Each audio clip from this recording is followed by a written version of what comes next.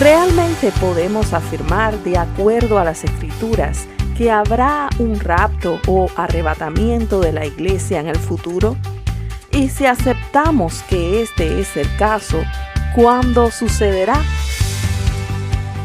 Si usted está familiarizado con la doctrina cristiana evangélica, seguramente habrá escuchado hablar de un evento escatológico que ha sido denominado el rapto o arrebatamiento de la iglesia y que se basa fundamentalmente en algunos pasajes del Nuevo Testamento, tales como 1 de Corintios 15 y 1 de Tesalonicenses 4. La doctrina del rapto consiste en la idea de que Cristo mismo aparecerá para sacar a los verdaderos creyentes del mundo antes de regresar con ellos al final de la gran tribulación. Generalmente se dice que el rapto será secreto, en el sentido de que solo los creyentes podrán presenciarlo y experimentarlo, mientras que el resto del mundo no podrá ver a Jesús hasta el tiempo de su segunda venida, cuando, de acuerdo con la Escritura, vendrá con poder y gran gloria, y todo ojo le verá.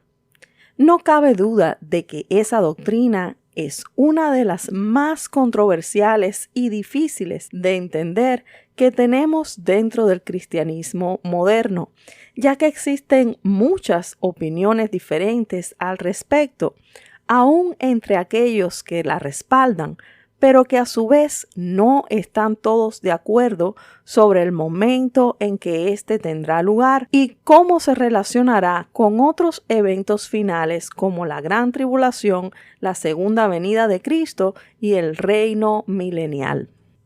Bien, ya sea que usted crea en el rapto antes, durante o después de la tribulación, o que no crea que habrá un rapto en absoluto, me gustaría invitarle a considerar conmigo algunos pasajes sobre el tema, pero esta vez a la luz del Antiguo Testamento y en relación a la fiesta sagrada de Yom Teruah o trompetas.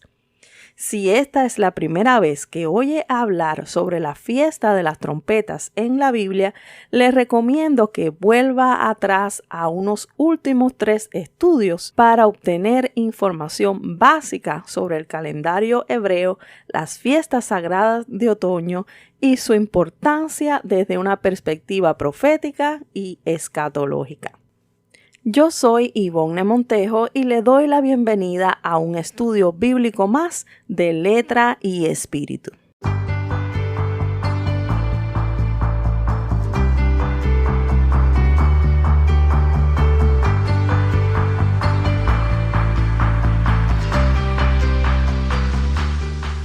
Yom Teruah y la verdad sobre el rapto, parte 1.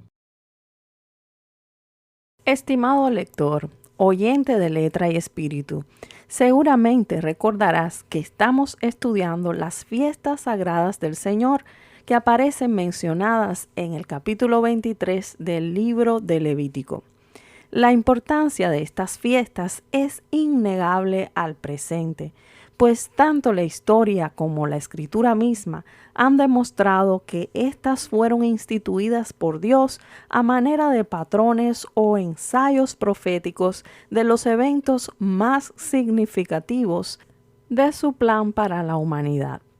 Tenemos muchas razones para creer que, de la misma manera en que las primeras 4 fiestas marcaron el tiempo exacto en que el Mesías nació, fue crucificado, resucitó y ascendió al cielo, así como el día exacto en que el Espíritu Santo descendió sobre los primeros discípulos, también las restantes 3 fiestas del calendario hebreo marcarán el ritmo y el patrón de los eventos finales que todos estamos esperando.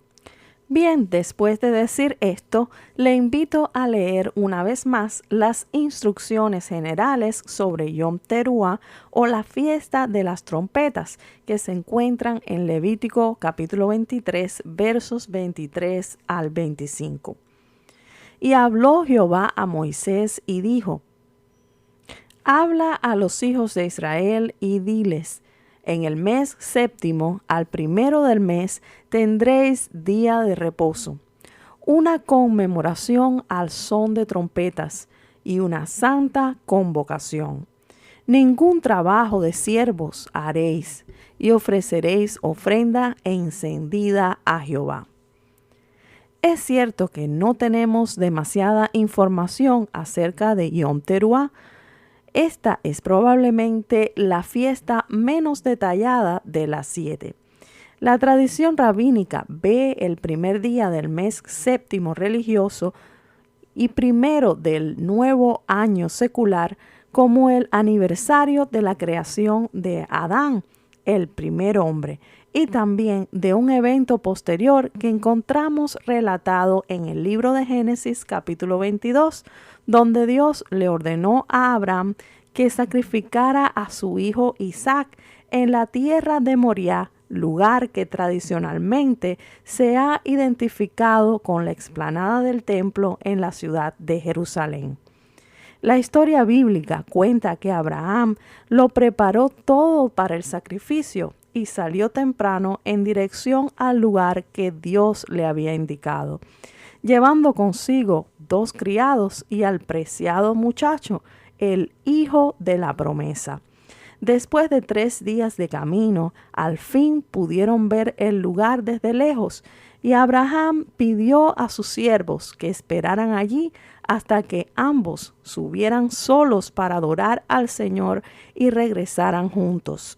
Entonces la Escritura dice que en el camino, mientras cargaba sobre su espalda la leña para el holocausto, el muchacho se percató de algo inusual y le preguntó a su padre: «Padre mío, he aquí el fuego y la leña, mas ¿dónde está el cordero para el sacrificio?». A lo que el padre respondió: «Dios se proveerá de cordero, hijo mío». La Escritura es clara cuando dice que Abraham levantó el altar del holocausto, agregó la leña y amarró a su hijo sobre ella, pero justo antes de que procediera a degollarlo con su cuchillo, escuchó la voz del ángel del Señor que le decía: «Detente, detente, no le hagas daño al muchacho, porque ahora sé bien que temes a Dios y no me has negado a tu único hijo». En ese momento Abraham alzó los ojos y vio un carnero que había quedado atascado por los cuernos en un arbusto cercano. Así que fue y lo tomó para ofrecerlo al Señor en lugar de su propio hijo Isaac. Lo cierto es que el niño nunca llegó a morir en Moriah, pero su padre Abraham sí demostró la fe suficiente como para obedecer a Dios en contra de toda lógica, creyendo que de ser necesario, el Señor mismo devolvería a su hijo a la vida a fin de que éste llegase a heredar las promesas divinas. Siglos más tarde, el Cordero de Dios, Jesús el Mesías prometido, apareció en escena para sufrir voluntariamente una muerte propiciatoria en las afueras de la antigua ciudad de Jerusalén, el mismo lugar donde Abraham había declarado proféticamente: «Dios se proveerá de un cordero». Refiriéndose a este relato, mucho tiempo después, el autor de la carta a los Hebreos en el Antiguo Testamento comenta en el capítulo 11, versos 17 al 19. «Fue por la fe que Abraham ofreció a Isaac en sacrificio cuando Dios lo puso a prueba. Abraham, quien había recibido las promesas de Dios, estuvo dispuesto a sacrificar a su único hijo Isaac, aun cuando Dios le había dicho: «Isaac es el hijo del cual procederán tus descendientes». Abraham llegó a la conclusión de que si Isaac moría, Dios tenía el poder para devolverlo a la vida y, en cierto sentido, Abraham recibió de vuelta a su hijo de entre los muertos. La tradición rabínica extrabíblica dice que este pasaje relata el origen del famoso shofar, la trompeta que, hecha del cuerno de carnero, se toca en ocasiones especiales como Yom Teruah y demás celebraciones sagradas del pueblo de Israel. Se dice que el primer cuerno o cuerno izquierdo del carnero que Abraham encontró en el lugar del sacrificio de Isaac su hijo es aquel que se escuchó tocar desde el cielo años más tarde, el día en que el pueblo de Israel recibió la ley al pie del monte Sinaí.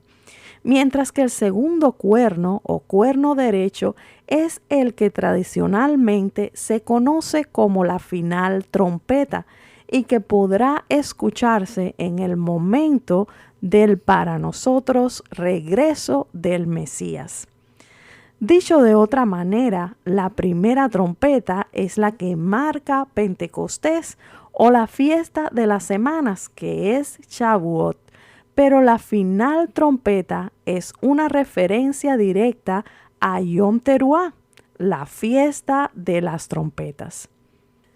Es interesante que sepamos esto, porque el apóstol Pablo escribió sobre la final trompeta en 2 ocasiones. Primeramente, encontramos esta idea en su primera carta a los Corintios, capítulo 15, y versos del 51 al 55, que ha sido subtitulado como Victoria final sobre la muerte. Dice: He aquí, les digo un misterio. No todos dormiremos, pero todos seremos transformados en un instante, en un abrir y cerrar de ojos, a la trompeta final.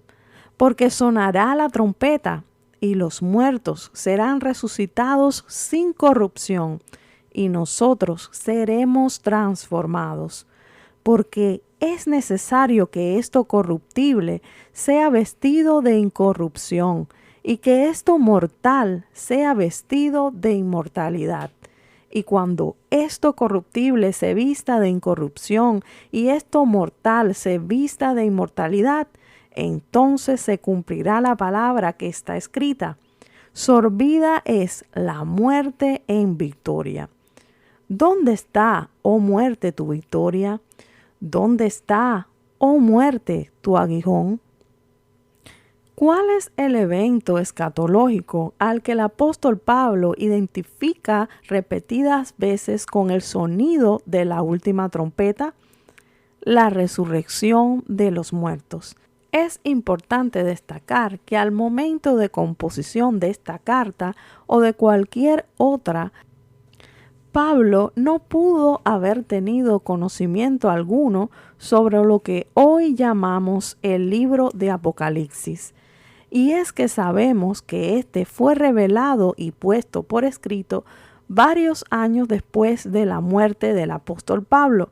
Lo que es bastante probable es que Pablo haya utilizado el término trompeta final a la luz del contexto religioso y cultural de su tiempo, haciendo eco de la tradición oral. En su carta encontramos una referencia directa a 2 pasajes del Antiguo Testamento.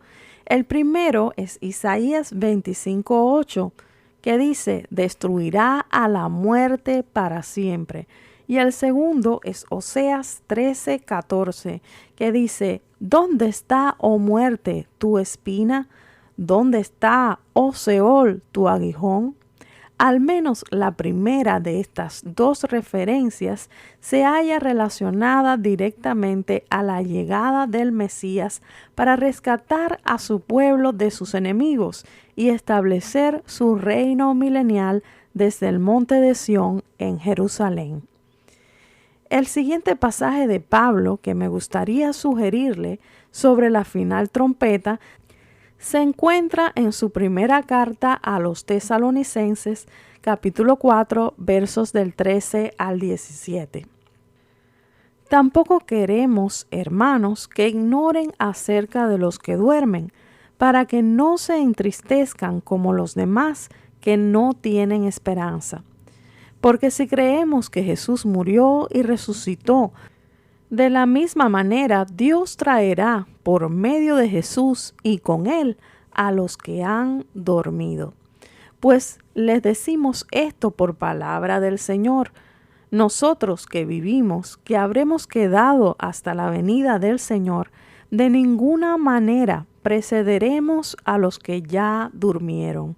Porque el Señor mismo descenderá del cielo con aclamación, con voz de arcángel y con trompeta de Dios, y los muertos en Cristo resucitarán primero. Luego nosotros, los que vivimos y habremos quedado, seremos arrebatados juntamente con ellos en las nubes, para el encuentro con el Señor en el aire, y así estaremos siempre con el Señor. En este pasaje, Pablo describe el sonido que precederá a la primera resurrección como una gran aclamación, la voz de un arcángel y la trompeta de Dios. Aunque no se usa la frase trompeta final que vimos en 1 Corintios, no hay duda de que el apóstol se refiere a un mismo evento escatológico, un momento en el que los muertos en Cristo resucitarán incorruptibles primero, e inmediatamente después de ellos, los creyentes vivos serán físicamente transformados y arrebatados juntamente con ellos. En este instante, que se describe como el breve parpadeo, un abrir y cerrar de ojos, todos recibiremos un cuerpo inmortal, incorruptible y espiritual a la imagen de Cristo, y nos uniremos a Él en el aire. ¿Por qué? Porque al decir de 1 Corintios 15:50, la carne y la sangre no pueden heredar el reino de Dios.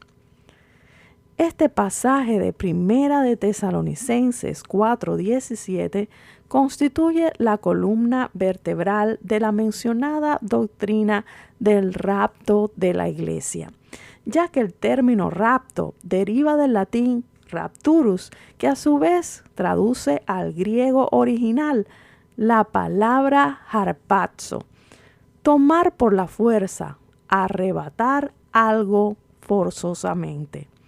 En este sentido, realmente no debería haber ninguna duda de que sí habrá una especie de rapto en el futuro, ya que la Escritura enseña claramente que tanto los cuerpos incorruptibles de los creyentes resucitados como los cuerpos transformados de los creyentes vivos serán todos repentina y sobrenaturalmente trasladados y reunidos con Cristo.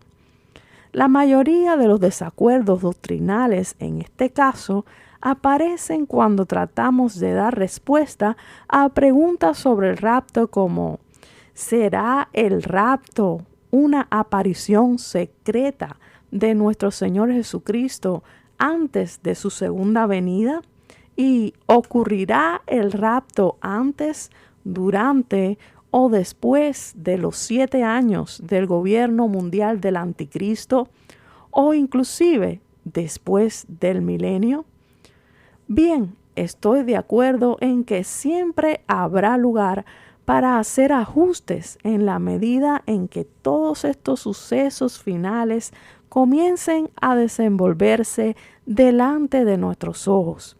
No creo que alguien tenga una respuesta 100% correcta en cuanto al orden, la duración y la descripción exacta de estos eventos, pero me atrevo a realizar unas pocas aclaraciones tomando como base el texto bíblico y alejándome lo más posible de cualquier doctrina o tradición de hombre.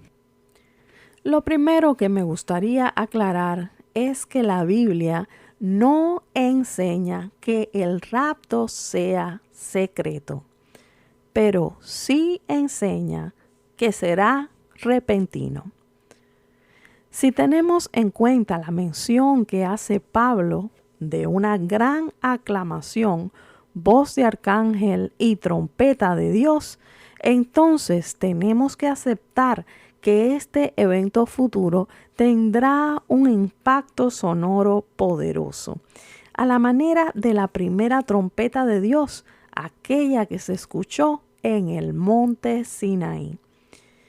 Aconteció, dice Éxodo 19:16, que al tercer día, cuando vino la mañana, vinieron truenos y relámpagos y espesa nube sobre el monte y sonido de bocina muy fuerte.